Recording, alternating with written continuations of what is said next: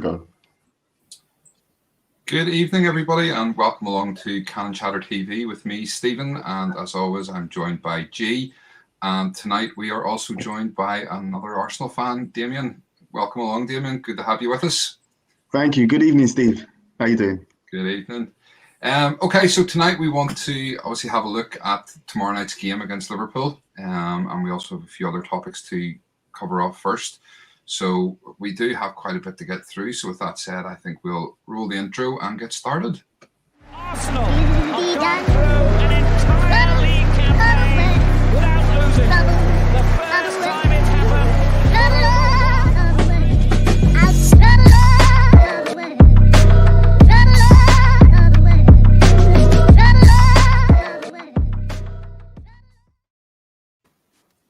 So, as I said, good evening, guys. Welcome back. It's nice to be back after the international break. Finally, it felt like the longest 2 weeks ever. I didn't really watch any football for the last 2 weeks because I really don't care about international matches. What about you guys? Did you watch much? I watched like half an hour of England. Yeah, and that was it. That was enough for me, really, to be honest with you. Like, it's not really much interest in it, to be fair, especially at this stage. Cool. Yeah, definitely. To be honest, I followed some of the results. Like Damien, I watched a little bit of the England games, but yeah, I just missed the Premier League. So I'm glad we're back. I'm glad we're doing the shows, and obviously looking forward to the match tomorrow. Okay, cool. Well, I wanted to start off. Obviously, this week there's been an awful lot has gone on, sort of with Arsenal, between players and fans and things over the last 2 weeks while we have been away. And obviously, we got some sad news this week on Claude, formerly of AFTV. I watched a lot of things that Claude was in, and I have to say, you know what? I didn't always agree with things he said. I did agree with some of the stuff, but he was a character. There was no doubt about it. He was a passionate supporter of Arsenal. And whether you liked what he said or not, you couldn't get away from the fact that he cared about the club. It was really sad. I was really sad myself to hear about his passing. So, our thoughts and our prayers go out to his family and his close friends. And, Indeed. Hopefully he's at peace now. I know he had a lot of mental health issues now. It has come out that has nothing to do with it. It was natural causes, which is, it's not a good thing, but it's, it's nice to hear that it wasn't the pressure of whatever else with, being involved in the YouTube and all that sort of stuff that came with that. So rest in peace, Claude. You will be missed. You were a character. Yeah, so quite a bit happened over the last couple of weeks. One of the things that I noticed was Elneny possibly getting offered a new contract. What do you guys think? Would you want to start, G, or Yeah, so I think, obviously, since we've been kind of doing these shows, it's kind of come across and been quite clear. Some of us have favorite players, some of us have players that we don't particularly like or are fond of. For me, I was gobsmacked when I saw it. I think I saw it on Twitter, and I think I actually messaged Stephen straight away and said, like, what is this about? Like, I just can't really see the logic behind it. Don't get me wrong. There have been times when he's, scored screamers and so forth, but consistently for me, he underperforms. I just don't think he is, a good enough player or at the level that we need in order to, challenge. Some people will say he's a squad player, but for me, yeah, I just did not want. I don't want it to happen. I don't want him to sign his contract, and he would be one of the players that I'd be looking to move on in the summer, to be honest. What do you reckon, Damien? Most definitely agree with you there. I mean, keeping Elneny, offering him a new contract kind of shows a lack of ambition with where we're aiming to go to, in my opinion. He's been with the club for a number of years now. He's never he had one good season, but I mean, the quality, the kind of player that he is and what he brings to the table now, he's never going to be anything more than a squad player, So I think offering him to stay for another and offering him a new contract is a step almost backwards. It's like sideways or backwards. We're not moving forwards. We've got to be raising our quality levels, and there's no excuse that we can't find better quality out there than on any. Do you know where I'm coming from? So Yeah. I was quite surprised, to be fair. I'm very surprised to hear that. Maybe he's worried about the depth of the squad. That's the only thing that I can think of, so, Yeah, no, absolutely. I said to G at the time, the only thing I could think of was were they protecting his value, sign him up to another contract and still try to sell him on, because you only have a year left in the summer. possibly. For me, I don't understand that he is a squad player at best, and we need to improve the quality of the squad. And that's one of our problems is that we have a reasonable first 11, not a good first 11. It's reasonable. There is certainly a lot of upgrades needed within the first 11, but there's nothing. Quite often you look at the bench and you go, "There's nothing on that bench," So it's one of them things. I wanted to throw that in as a wee curve because I kind of, when we were talking before this, I said to Damien that he was going to ask him a couple of questions first. I wanted to get an opinion off you first before we actually get to know you, just to see what your opinions are like. So, Damien, it's great to have you with us. Thank you very much for joining us tonight. Thank you, Stephen. It's a pleasure. It's an honor. We've said all along this is about the fans, and this is what we want to get fans on to share their opinions and their views. So, listen, tell us a wee bit about yourself. Who you are, where you're from. Okay. How'd you come about supporting Arsenal? Okay. So, 28 years now as an Arsenal fan. Maybe even a little bit longer, to be honest with you. My whole household is a Gooner household. There's no Tottenham fans in this house at all. You know what I mean? So growing up, it was I'm from East London originally, born in Leighton, and now I'm sort of Stratford, Forest Gate area. So I'm in sort of claret and blue territory, but I still keep my pride. You know what I mean? So as I said, I used to play football quite at a decent level at a young age as well. I was, some people was kind of like football fans from birth. I wasn't that type. I sort of chose a team a bit older, 15, 16, when I kind of looked around and realised who I didn't want to support. That's when I kind of decided, Arsenal's with me, you know what I mean? So, I get, obviously with lockdown and whatnot, I've not had the opportunity to go to any matches, but I'll go to Emirates, watch matches. My mum is a diehard Gooner fan. She's a bigger fan than me, you know what I mean? So, as I said, it's in the blood over here. Good, excellent. Thank you for that. Okay, some of you may have seen me and G using our new mugs tonight. Just want to say a big thank you to Dan from the Match Day, our sponsor, who sorted these out for us. And if you do like them and you would like one, drop us a wee DM. We're going to see about potentially getting some that we can maybe sell, and maybe we'll try to get a few and use them as giveaways on the channel as well. Quick hello there. Good to see you guys back. Thank you, Buster. Great to have you with us. Okay, so next thing I want to sort of talk about, obviously, we mentioned Claude and Claude's passing. There was another one that kind of went a wee bit unnoticed, which was Lucas Torreira's mum passed away after battling COVID, which is, really, really sad. So many people have been affected by this, by COVID-19, and it's still going on. It really has, it's devastated the world. And at least we're starting to sort of see a slight turning of it now, and certainly within the UK, things are getting better. But, that hasn't helped Lucas Torreira and his family. And obviously, devastating news this week that he lost his mum. It had been obviously talked about before, and I had heard rumours that he had potentially wanted to go back to Argentina.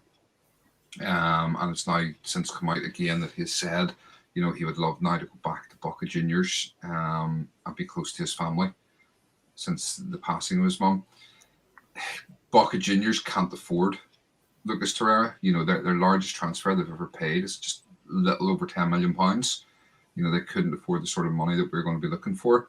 So what do we do? There's sort of a moral thing here. Should the club let him go for less?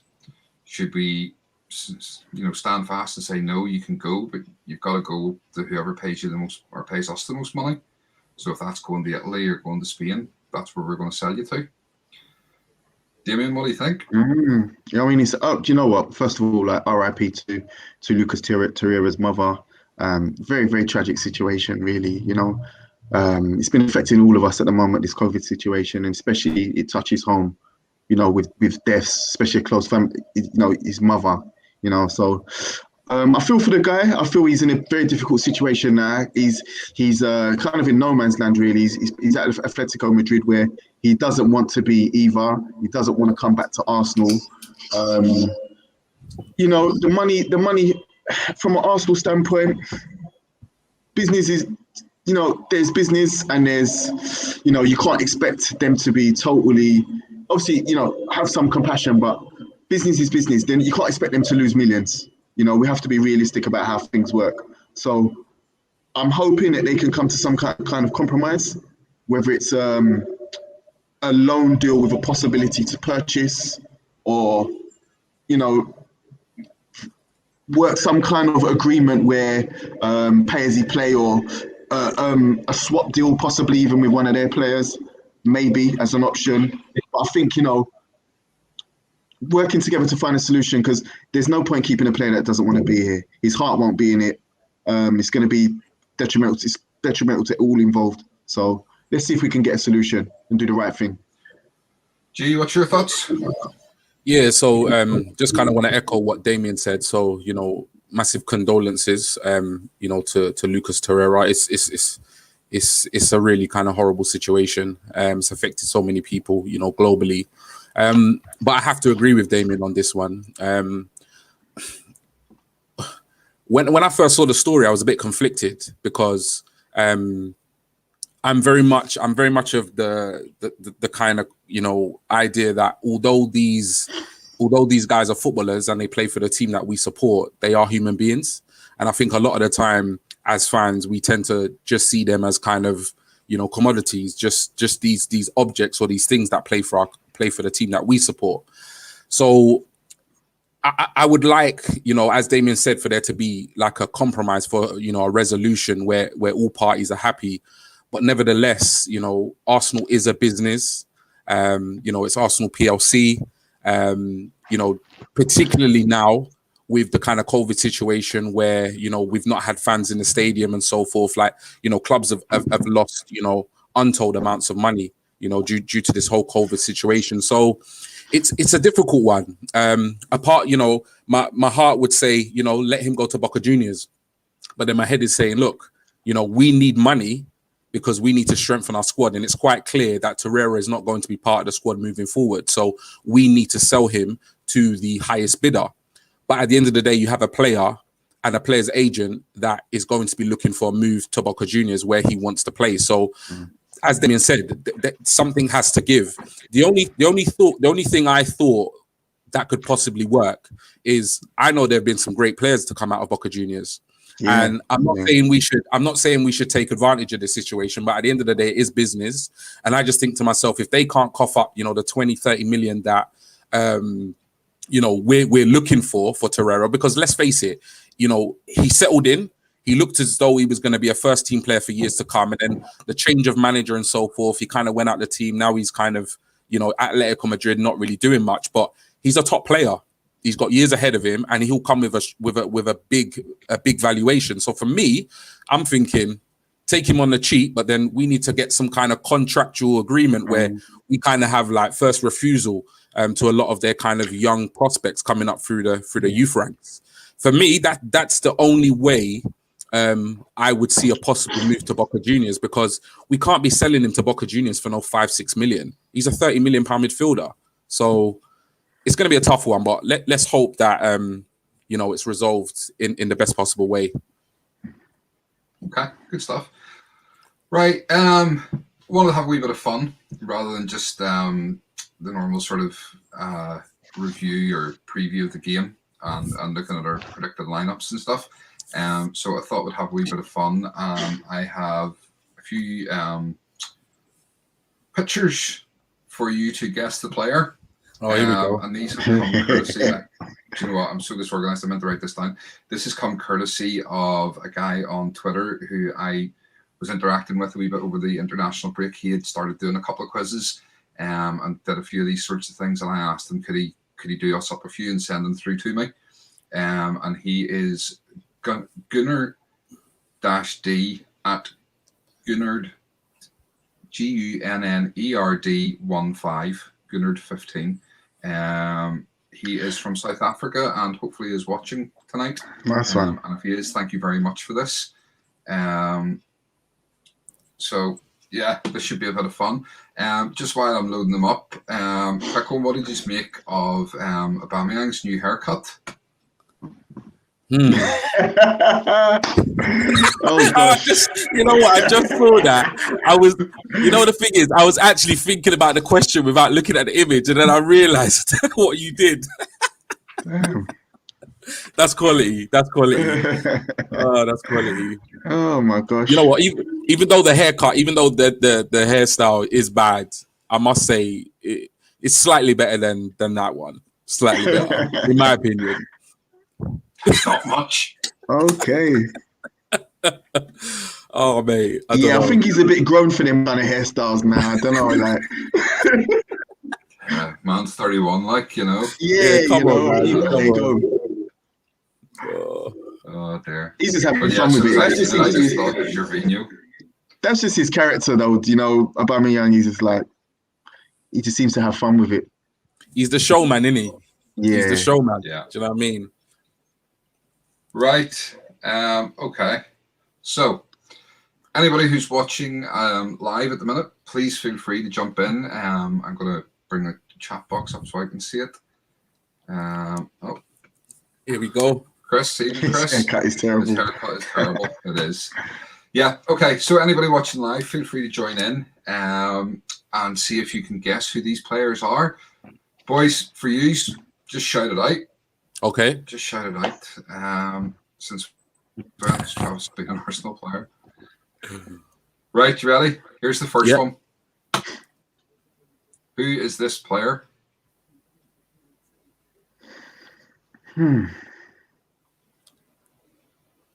Remember, if you're watching live, jump in if you know the answer. Is that Ceballos? I'm thinking. You got it. You got it, yeah? Yes. Good shout. Good shout. Yes. Bios. Ryan said Xhaka. No, it's not. Xhaka is very distinctive because he has a little band, like a black band tattoo around his arm, which makes it really easy to tell. So let me just get that one off. The only reason why I thought it was Ceballos because it was one of those that I didn't really kind of recognize. Because I know a couple of the lads got tattoos, but I didn't really recognize that one. So I thought it's got to be him. That's a good shout. So yeah, it was a lucky guess, to be honest. One up for you, G. Right, second one. Here we go. You ready? Who is this player? Martinelli. Yes, well done, Damien. Yeah. Straight in there. I was thinking Martinelli or Xhaka. I wasn't too sure because it looks kind of like Xhaka's backhead, but I wasn't too sure. But good shout, though. Good shout. Thank One you. all. Right. Let's do another tattoo one. This one is really easy. I'll be surprised if you both don't get it straight away. Torreira. No. Anybody in the chat? I don't know. Bellerin? No, because he's got more sleeves. Who is that then? Oh wait, hold on. Is that El Nene? No. Anybody in the chat getting it? Who is No, that? I'm not getting this one, mate. You know that might be Uber. You know, is it Uber? Aubameyang. It is. Well done. Couldn't Wow. work that one out, mate. Well done. Yeah. You know what it was? I started to not even look at the tattoo. I started to look at the frame of the player and thought to myself, who does that look like? But yeah, no. I suppose because you don't really see their chest very often. You know what I mean? No, If that's they're what I'm wearing saying. You Yeah, know, the kit, that's so I was a bit lost on that Chris one. thought it was David Luiz. Ryan thought David Luiz. Buster thought Pablo Mari. And Mark. Daddy G got that Well one. done, Mark. Right. Bum. 2 more. So 2-1 to UG, isn't it? Yeah, 2-1, Yeah, man. 2-1. I want to remove that screen so you can't see them. Okay, let's go with this one. He's ready? Yeah, go on. Take Mark's comment off the screen. Here we go. Who is this? Oh my God. Gabriel. Yes, well done. Yeah. Yeah, you see, I've got, yeah. I knew when I looked at the face at the bottom, I realised just after you said it. Yeah, it was the face at the bottom. I couldn't get at first. I Yeah, thought it was yeah. at first I thought it was Saka, because Saka does that a lot of the time. But you know Yeah. what it was? It was they all did that celebration when it was Aubameyang's mum was ill, innit? So I couldn't work out who the player was. But I saw the high top at the bottom, and I I'm thought, losing yeah, it, it's man. him. Right, so it's 3-1. 3-1. Okay. G, I think you should just be quiet for this one. Let Damien have this. So it's Damien, it's you versus anybody that's live in the chat. Okay, so let me try and get a consolation Okay. goal in. Come on. You ready? Yeah, ready. Guys watching live, get ready. Get ready to type your answers. Here we go. Who is this? Shaka. Right, so it's obviously not Guys, go, Shaka. anybody got it? I think I know it. Louise? No. No. No, it can't be. Somebody has got it. I'm lost, I'll Stephen. give you one more guess.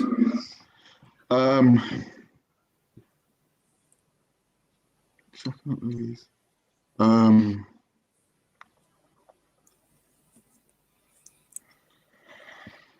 Bellarine. No. It really doesn't like any of them. It was. Buster got it first. Rob Holding. Rob Holding. Rob Holding. My gosh. Yeah. I'm shy. Chris Oh, also yeah. got Holding. Got them Mark, all Cedric. wrong. No, it's not Cedric. There you go. That was a bit of fun. So Yeah, that was good. there you go, G. You finally won a quiz. Yeah, thanks for that, Stephen. Arsenal Alex. Hi, everyone. Hi, Alex. Thanks for joining Hi, us. Alex. Good to have you with us tonight. Yeah, good evening, Alex. So yeah, that was a wee bit of fun. Enjoyed that. So, let's see. What's the time? All right, one more quick slide that I seen, and just to get your opinions on this before we go into talking about the match tomorrow. This was something that the Athletic put out. They did a poll on, there was a few different questions, but this was the one that sort of I looked at and I couldn't believe the result of it, which was your happiness with your club's performance this season. The score out of 100 and the average at Arsenal was 71.57. That's unbelievable. So, 71.5 out of 100 people were, saying they're sort of happy at the performance. I'm shocked by those figures. I mean, me as an Arsenal fan, I'm not one of these die-hard Arteta out kind of guys or anything like that. I understand that we're rebuilding, but we should be better than where we are. And I've said that before. We should be higher up the table than where we are, even with the squad that we have. So I mean, there's a lot to answer for Arteta as to why we're not. I will defend him in some ways, in that he can't go onto the ball or onto the pitch and score the goals himself. But at the same time, he's the one picking the players that aren't doing the business week in, week out. So, for an average of 71.57 seems very high. Are Arsenal fans a little bit too forgiving?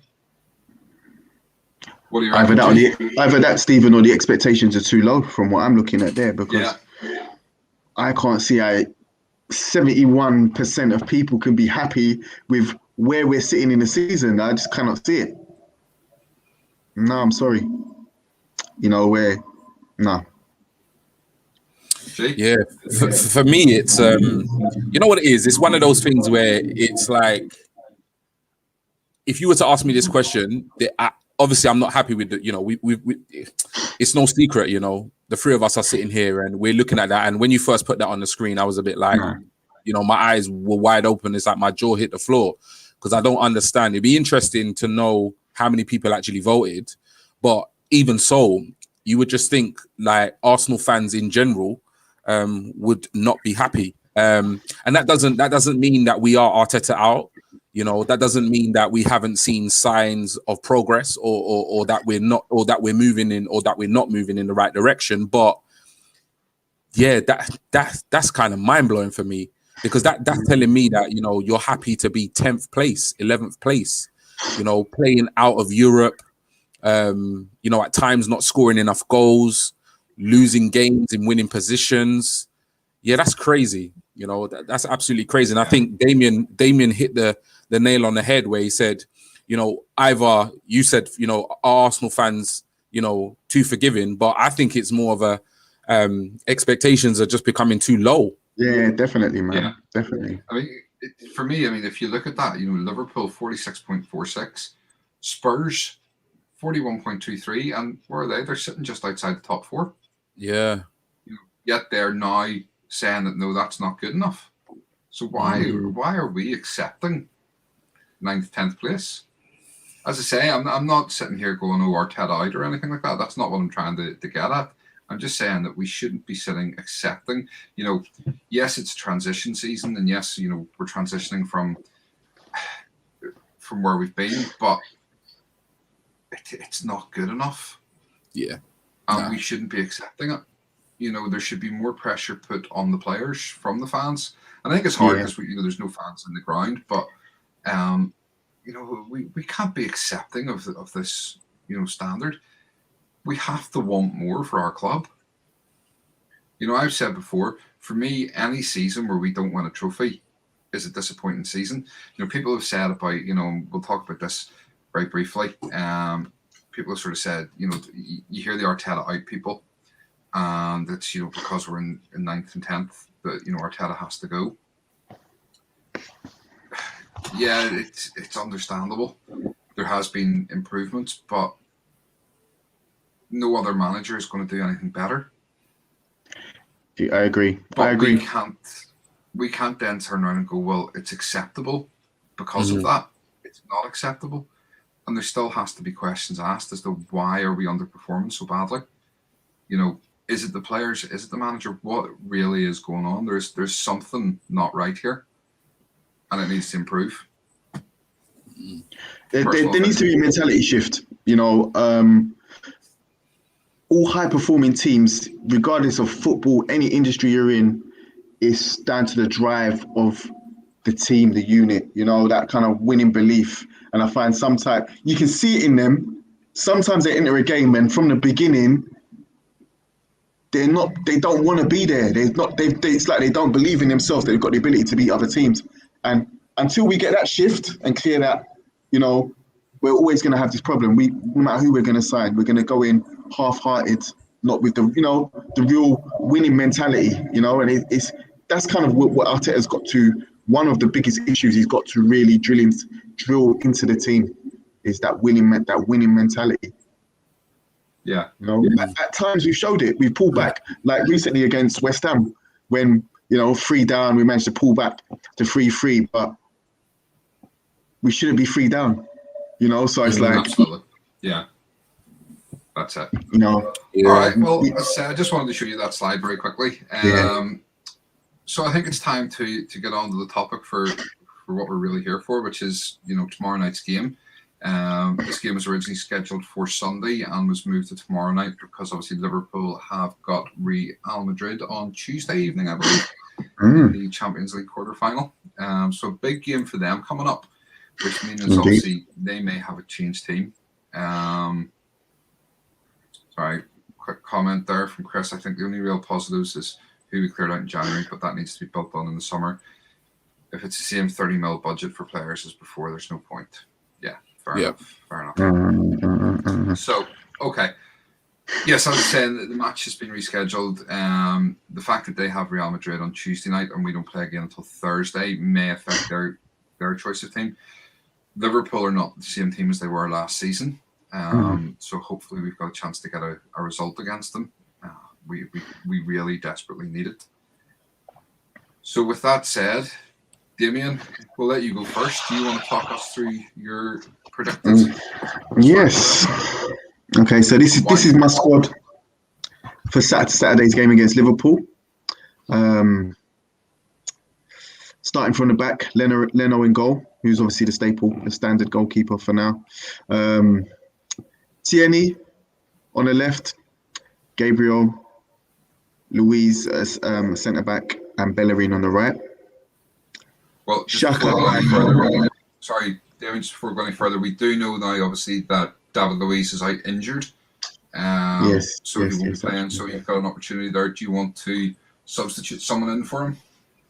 Yes. So yeah, I did. I mean, I didn't really know about that news till you guys sort of highlighted that to me today, actually. So I think the only other option really is Rob Holding to go in for Luiz. Yeah. Okay.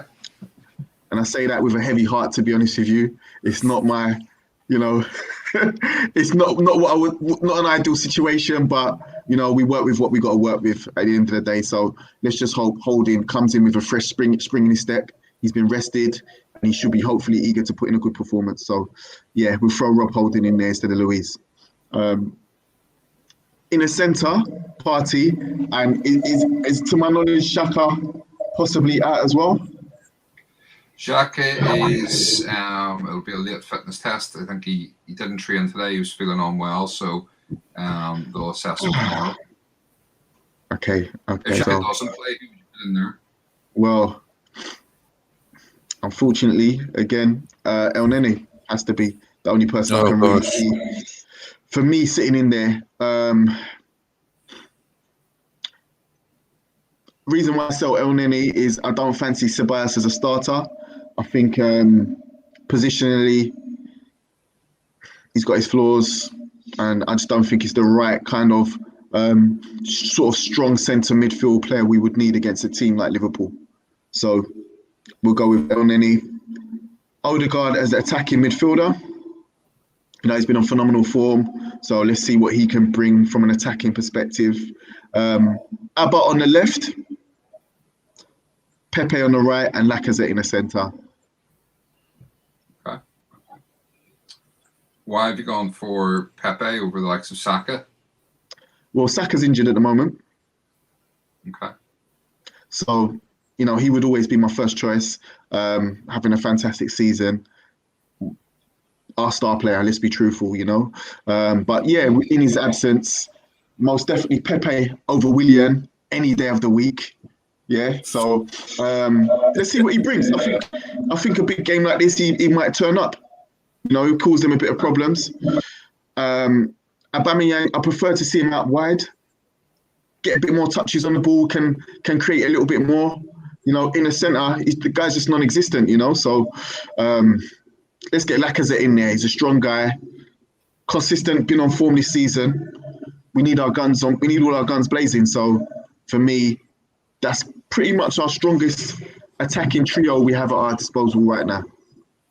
Yeah, Laka has a fairly good record against Liverpool. The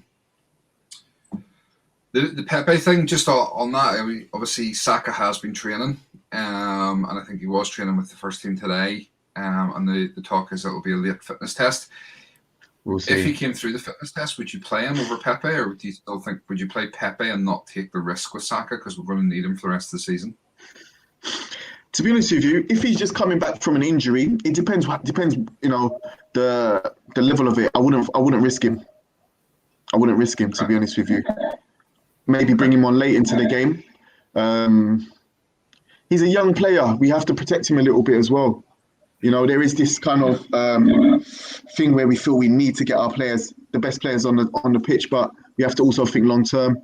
You don't want to burn him out. You don't want to, set him back. If he does get injured again in a match, in a competitive match like this, where's that leave us for the rest of the season? So let's play Pepe. Let's give him a shot. Okay. One other one, just quickly then. Why Bellerin? I think he's quite pacey. Obviously, his counterpart will be you've got Roberts on the left wing there, who's quite threatening as well. So I think Bellerin's got the pace. He's not a fantastic defender, but I think he can rise to a challenge of a big game like this as well. And for me, he's just a more favoured option for now over Suarez for this particular match. Okay, fair enough. Well, I mean, it's a good team, and a lot of those players are starting to pick themselves now. That's the thing. Ryan there just with a comment: Martinelli and Chambers surely deserve a start. I mean, what do you think on that, Damien? Do you think Martinelli deserves or Chambers? The problem with Martinelli, we've not really played him yet. So to start him in a big game like this, is that the best option? I would love to see Martinelli brought back into the team. For me, he's one of my favourite players in the Arsenal team. But I think he needs some more minutes. Let's throw him on against a bit of a lesser team, get his confidence up. Rather than throw him in such a tough game to start. Maybe bring him on as a sub, possibly. But I'd love to see him. As for Chambers, he had a good game. There's no denying he played well his last game, but I still question his quality. I'll be honest, I still question his quality. I need to see more. Everyone you can have a good game, but let me see a bit more, and then we can talk. Yeah, I mean, my concern with Chambers was, against West Ham, he was suspect in the first half. He was not great, and he kind of was a bit missing. Second half, he was probably the player of the match for the second half. But he was a bit missing, and I sort of wonder, can we take that risk with him? The other option is you could throw, you're saying about putting El Neni in the midfield. You could throw Chambers in the midfield. He did it for Fulham. He played that sort of defensive midfielder role for Fulham. Is it worth giving them a shot in centre midfield? Don't fancy it. I don't fancy it, to be honest with you. Nah, Liverpool have got a bit of quality there. They're quite strong in the centre as well. So he might be just a small fish in a big pond. Okay. So Chris says to play Martinelli, you would have to drop either Aubameyang or Lacazette, as his best position is on the left. Yeah, absolutely. I think for me, Martinelli would be a good one to come on in the second half. Fresh legs, a tiring defence. Yeah. Especially because it's not Liverpool's first choice defence with the likes of Van Dijk out. I think Joe Gomez is still out. So it's not going to be their sort of top defence and the tiring legs. A Martinelli coming on with sort of 25 minutes left to go. Yeah. Really can be effective. The way he presses and closes down. I think it could be made for him this game. Coming on as a sort of a second half sub. Okay, so G, on your caveman look today. Yeah. Apologies, guys. No worries. This is the 11 you went for. Yes. So the team is it's funny because I had a little look at Damien's team, which was kind of shortly after I did my team, and it's pretty much the same. So number one, Leno. I don't think we really need to dwell on that decision. He is our number one. He is our most gifted and talented goalkeeper. So in a big game like this, he's going to play. We've got Tierney, who is, I would probably say, one of the top three kind of performers this season. He's probably at present, he's probably the first name on the team sheet. Apologies. So it's a no-brainer again for me that he starts at left back. I originally went for obviously Gabriel and David Luiz in the two centre-back positions, but then obviously discovered that David Luiz will be missing the game. So I think similar to Damien, I would stick Holding in there because I think he's our only other kind of natural right-sided centre-back. I know. I'm not sure. You guys might be able to let me know. But I don't think Gabriel and Mari have played together, or I think they may have played together occasionally once or twice, but I'm not too sure about. Yeah, I'm not too sure about trialing. I'm not too sure about trialing two naturally left centre backs playing together in a match like this. So as much as I am a little bit anxious about even David Luiz in this game, to be honest, because it's a big game, you know, Liverpool got really good forward players. But I am quite anxious, you know, for Holding to come back kind of last minute into this game, because I expect, you know, Luiz would have started. So that's a bit of a blow, losing him and his experience back there. For me, I've gone for Cedric at right back. To be honest, I was kind of in two minds between him and Chambers. So it's funny, like Damien was saying about, you know, and one of the viewers said about, you know, surely Chambers should start. I think off the back of his performance against West Ham, I said, you know what, there is some evidence there that, you know, maybe he could have started in this game. But again, Liverpool have amazing attacking options, and I feel out of Cedric, Bellerin, and Chambers, I feel Cedric is the most competent in terms of defense being in defense. So he can get forward as well, which is great.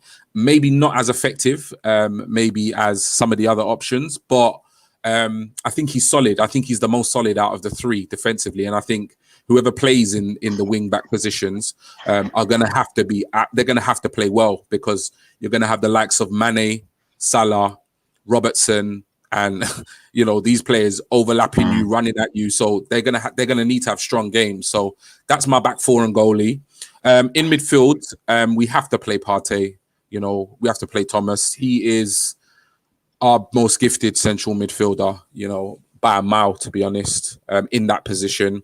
And I would have put Xhaka next to him, but obviously with him being a doubt, I don't really know who to play instead. I've got to be honest. I'm not a fan of El Nene, and I'm not a massive fan of Ceballos this season. I think of the two, given the type of game it is, and how Liverpool are going to come at us offensively, I'd probably have to give it to El Nene. But I would literally say to him, listen, just sit in front of that back four, don't give the ball away, and just play it sideways, because just do what you do best. Like, honestly, if it comes to you, just get rid of it, because he seriously makes me nervous every single time the ball comes to his feet. I just get anxious, and when I look at Liverpool's closing down play, it just gives me nightmares, the thought of him playing there in midfield. But he's, for me, our only other best option apart from Xhaka. Odegaard for me has to play, you know, recently awarded, you know, player of the month. So he's had, you know, fantastic run recently in the team. Smith Rowe is a bit of a doubt. So it kind of makes the decision to play him as the number 10 quite easy. But yeah, he's got to play. He's been having some fantastic games, and let's hope he can be the difference in this game tomorrow.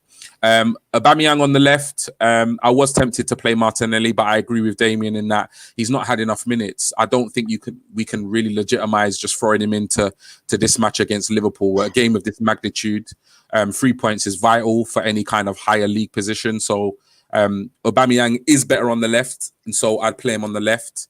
I've gone with Pepe on the right just because Saka is probably not going to play.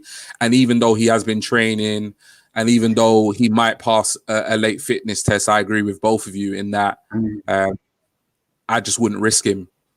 I strongly feel like our season is going to be, determined by our run in the Europa League. And there are bigger games coming up where we're going to need Saka, on form and how he's been playing at the beginning of the season or most recently. So for me, Pepe is a quality player. He's not been the most consistent this season, but he's a quality player and he has stepped up in some really big games. So I'm hoping, playing against Liverpool, he finds form and he does the business. And for me, Lacazette up top, I've got to be honest, other than maybe Leno, Tierney, maybe Partey, Gabriel, he has to play.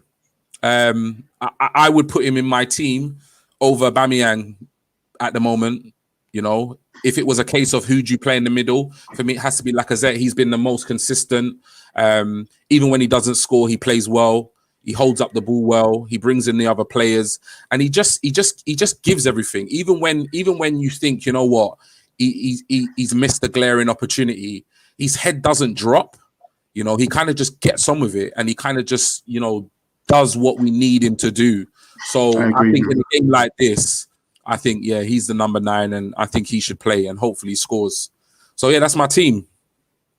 Good stuff. Good stuff. I mean, from my point of view, I haven't done a starting 11, as we felt it would be too many starting 11s to sit and go through. So we have made the decision that when there's a guest on, it'll be one of us, plus whoever the guest is, we'll get to do the starting 11. The only sort of thing I would throw in is if Xhaka doesn't play, I would disagree with you slightly, and I would probably play Ceballos over Elneny. And I've said it before, I firmly believe that Ceballos' best position is actually as a defensive midfielder. I think he's a better defensive midfielder than he is an attacking midfielder because he has that slightly better range of passing. But if you look, he does his best work when he's sitting really deep. And it was the same at the end of last season. You know, he played really well that sort of latter half of last season when we came back after lockdown. He was playing a lot deeper. So that's just a personal opinion, but we'll see what Arteta does tomorrow night. You know, Xhaka may be fit, may be fine to play. And much as I'm not Xhaka's biggest fan, he is, you know, him and Partey are the two best we have. Yeah. That's not necessarily saying an awful lot about the strength of our team, but he is. So on that, Damien, quick score prediction. What do you think the score is going to be tomorrow night? Interesting. I think it's going to be a low-scoring game, to be honest with you. Some reason I have it in my head is it's going to be a 1-1, hopefully a 1-0 or 2-0 win to us, but we're not going to see a lot of goals in this match. I'm thinking, you know, hopefully we can keep them out, you know, which is going to be a challenge itself. But I think we can give them a go. So yeah, to give a prediction, I'll leave it as 1-1. 1-1. Okay, G. Yeah, this game could really go either way. It could be a complete, you know, when you look at the two lineups and you look at the defenses and the offensive players, you know, it tells me that this is going to be a high scoring game. But at the same time, it's got like a 0-0 written all over it. So if I'm going to go for a prediction, I'm going to go 3-2 Arsenal. I'm just going to say, yeah, lots of goals. Big one. 3-2 Arsenal. I don't think we're going to keep them out. Not a chance in hell. I think are we going to keep them out for 90 minutes? But their defense is horrible, absolutely horrible this season. And I think Aubameyang, Lacazette, Pepe, whoever plays, they should be licking their lips because they can fill their boots with that Liverpool defense. So I'm going 3-2. Okay, brilliant. So you're going for the win. Damien, you're going for the draw. Conservative draw. I'm going to go 2-1. 2-1 the Arsenal. That's my prediction.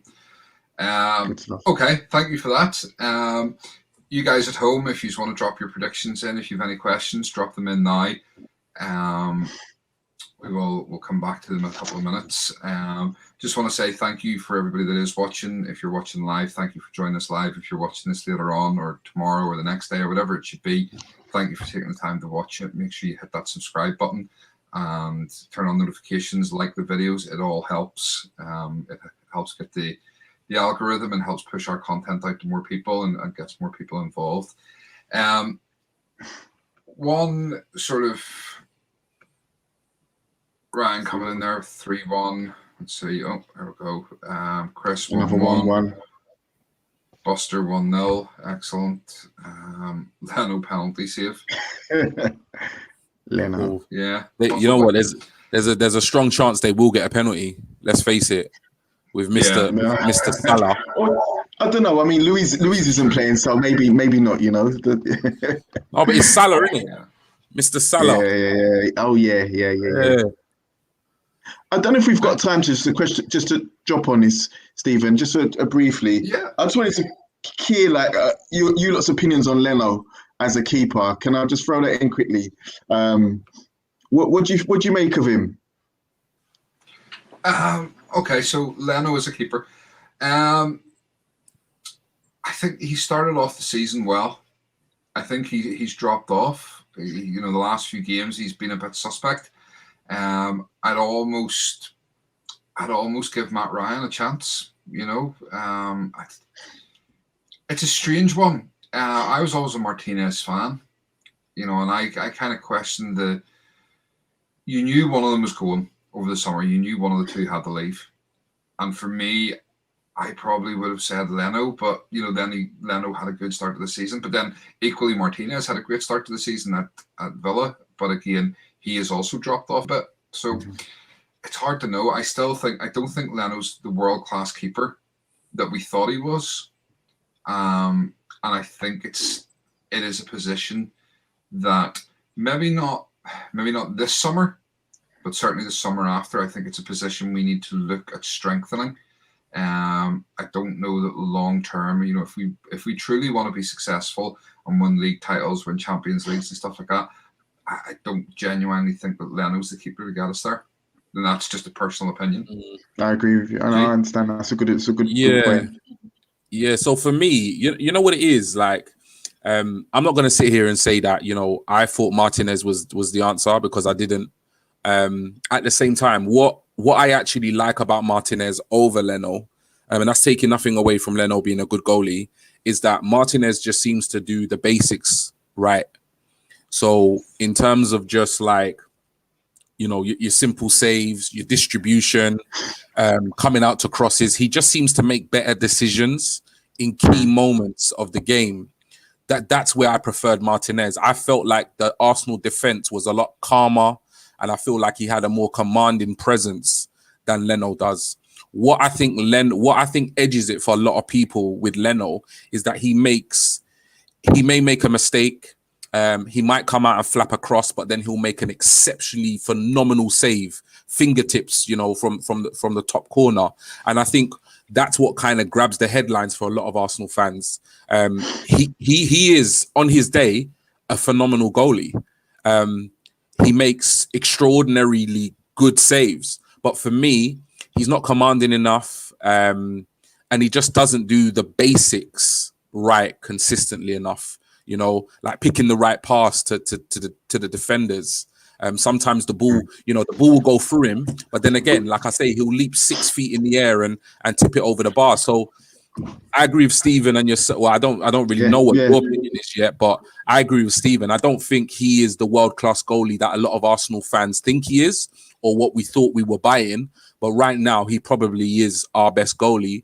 But I think moving forward, there are better goalkeepers out there, and I think it is definitely a position we should look to strengthen, in maybe a year or so. But right now, with the team we have, it's not a priority, because we've got we've got areas in the team that are a lot more of a priority than goalkeeper. Yeah. I mean, for me, as you said, Leno is a great shot stopper. He has moments of excellence with. He can pull it out the back.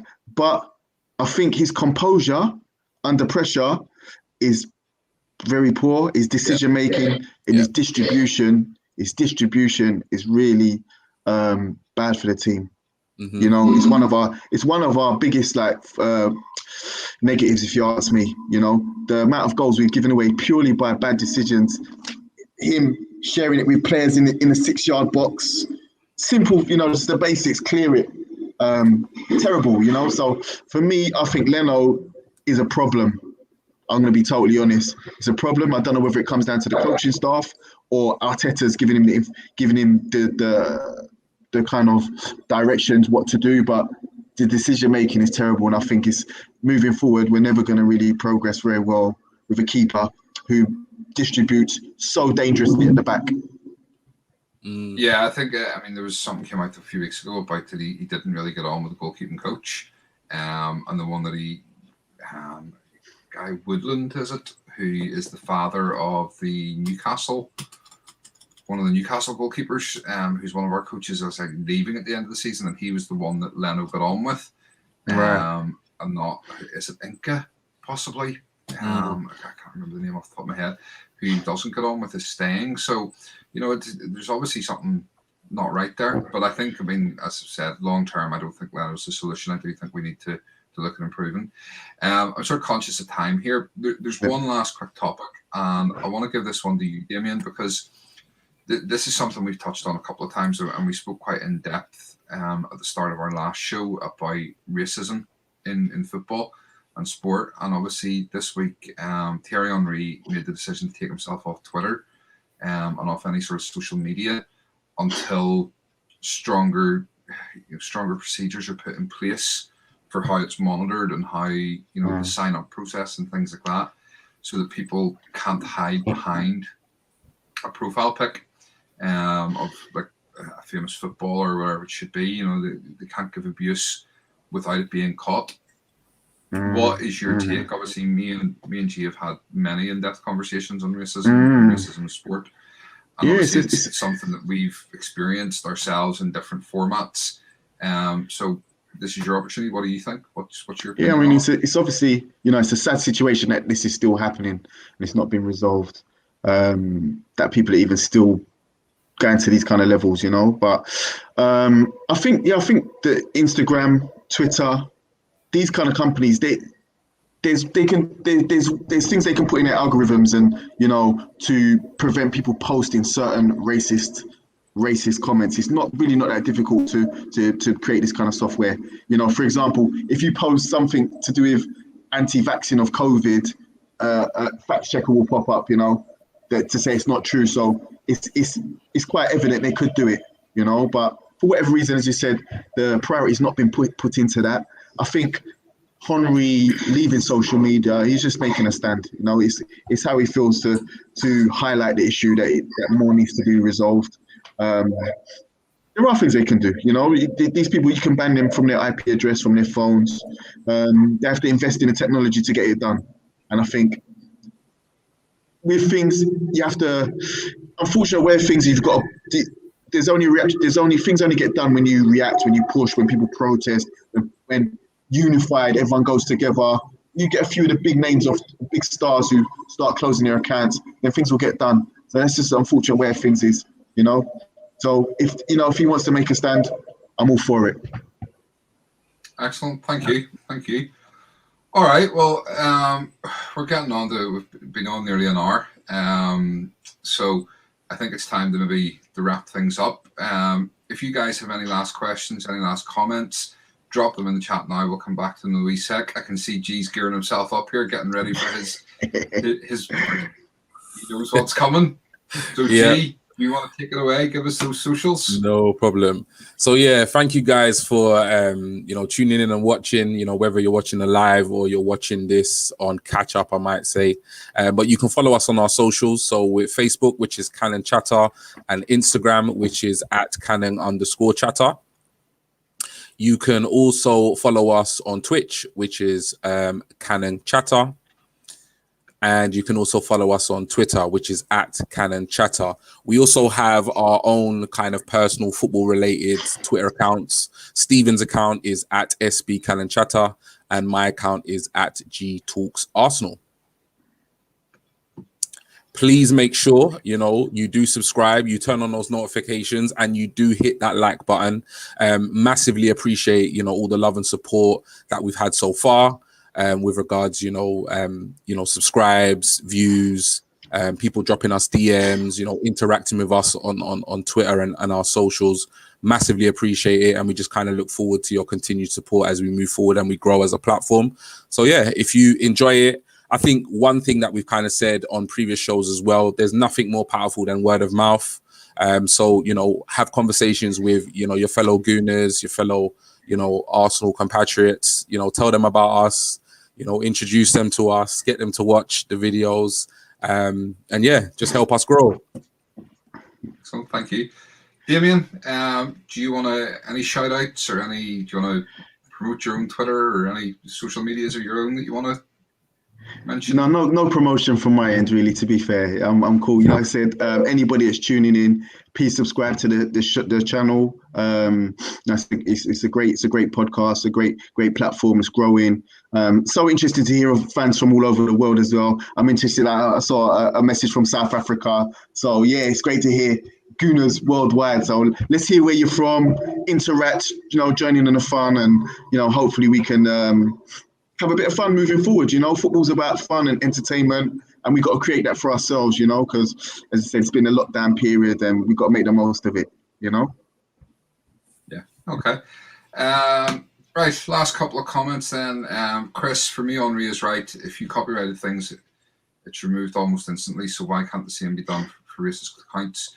The problem is they get banned and set up a new account and carry on. Yeah, I mean it's true, and we've seen that. And then obviously there's that whole Block 143 thing this week as well, where there's some fella saying that girls' opinions don't count and things. And you guarantee, even if that was blocked or taken off, he'd have just set up a new account anyway. And I mean, I put out an open invite, so if there is any girls watching this, the invite is there. Feel free to get in contact. You can come on any show. Your opinions are every bit as valid as anybody else's. And we have, we've already been speaking to, and I know we have. I don't want to say too much, but there is another YouTuber, a girl who is going to be coming on the next couple of weeks with us and doing one of our shows. So we're looking forward to that. And everybody has the right to have an opinion. Last one from me. Thank you to thematchdayshop.com, as always, who's our sponsor. As I say, if anybody is interested in a Cannon Chatter mug, let me bring that in the screen. There we go. Yeah, I fancy one of them. Get in touch. We'll see what we can do about getting some of those made up. Damien, thank you so much for being on. Really enjoyed having you with us tonight. Hopefully we can get you back on again someday. Been really, really enjoyable. Hopefully you've enjoyed coming on yourself. Definitely. My pleasure. Thanks for the invite as well. I really enjoyed it. Great. Thank you. G, any last words? No, just a massive thank you, for Damien, for coming on. Obviously, it was the first time we've had another Arsenal fan on, other than me and Steven. So it's just been a pleasure kind of working with you, kind of setting up for the show, having you on the show. And it's just really interesting to get a different perspective as well. So massively, appreciate your contribution, and hopefully we'll see you soon. Yeah, thank you. Nice one. And tomorrow, hopefully, it's a good news as well. Hopefully, my prediction's wrong and you boys are right. I'll be more than happy with that one. Let's hope so. Let's go Gooners. Come on. Great. Right. Well, with that, thank you, everybody. Thank you those watching live. Thank you, anybody that's watching this later. Make sure to hit that subscribe button, like the videos, and that's us. We will be back probably Monday night with the review, and then we'll be back on Wednesday night with a preview of the quarter-final against, and it's gone into my head, who are we playing? Slavia Prague. Slavia Prague, yeah. Slavia Prague. I had to think about it though for a second. Yeah. 2 weeks is too long without. Yeah, I know. Guys, thank you so much. We will see you all again soon. Good night. Good night, guys.